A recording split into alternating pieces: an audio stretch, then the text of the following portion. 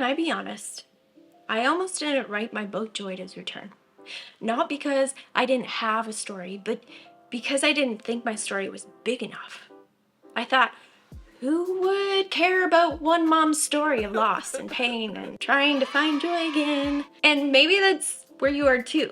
Like sitting with something in your heart that keeps tugging at you, but you keep thinking, it's not enough.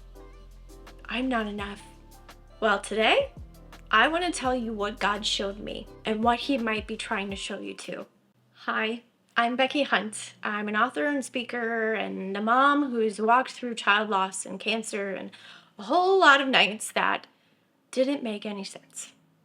And friend, when I sat down to write Joy Does Return, I didn't feel wise or healed or confident. I felt empty.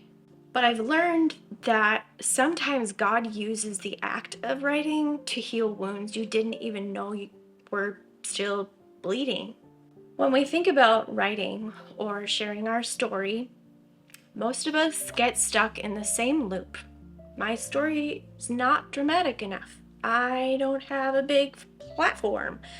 I'm still in the middle of it, round and round and round. But that lie, that your story isn't big enough, is one of the enemy's favorite tricks. Because if he can convince you to stay silent, the healing and hope that could have come through your story never gets to reach anyone. Nobody. So what if God gave you your story not because it's polished or perfect, but because someone needs to know they're not the only one? There's a story in the Bible I just can't get over. And it's John 6. And even if you've heard it before, I want you to listen like it's brand new. There is this massive crowd of people following Jesus, right? Thousands. They've been walking all day, listening to him teach, and now everybody's hungry. The disciples start panicking. We can't feed all these people! And right then, this little boy steps forward. He's got a lunch, okay? Not a feast, not a cart full of food, just 5 small loaves of bread and 2 fish, barely enough for himself. And I imagine him clutching that little basket, probably thinking, this isn't much, but it's what I have.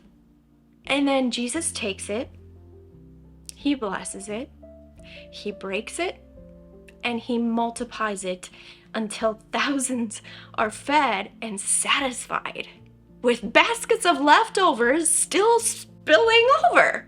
What hit me one day while reading that story was this. Jesus didn't need the boy's lunch. He could have called manna from heaven if he wanted to, but he wanted partnership.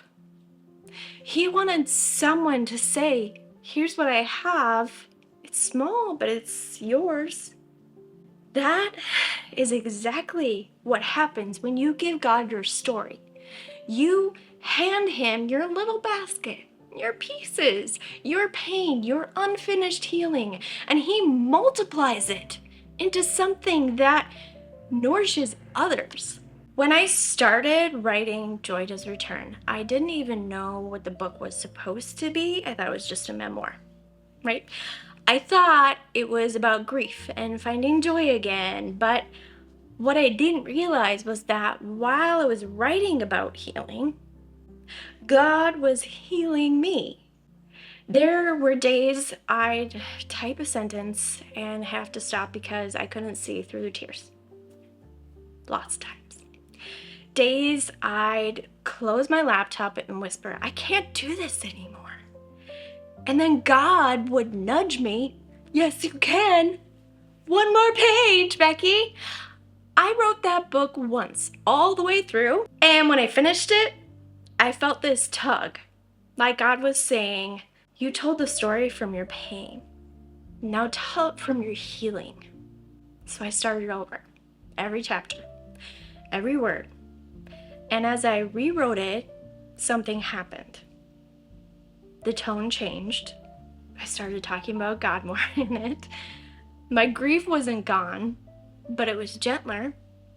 The tears weren't just from pain anymore, they were from gratitude. It was like I was watching my heart transform right there on the page in front of me. That's when I realized writing wasn't just how I told my story, it was how God redeemed it.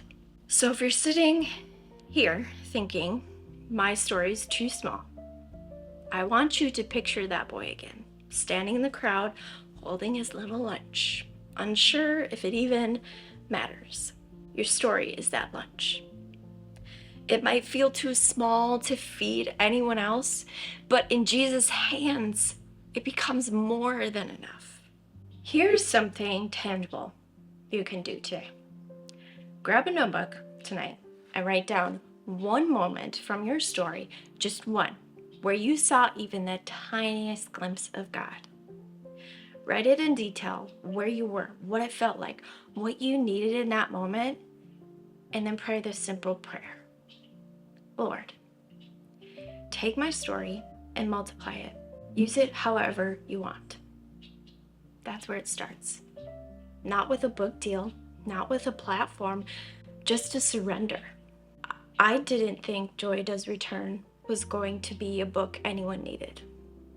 I thought it was my little basket of loaves and fish. But now I get messages from women saying, your story helped me see that God isn't finished with mine. That's not me, that's Him. That's what He does with our small offerings. So don't you dare believe your story isn't big enough. Because in the hands of Jesus, your little story becomes a miracle. If this message spoke to you today, that's exactly why I wrote Joy Does Return. It's for the woman who thinks joy is gone for good, who feels like her story isn't worth sharing. And you can read the first chapter for free. Just click the link below, and if you do nothing else today, remember this: your story doesn't have to be perfect. It just has to be offered.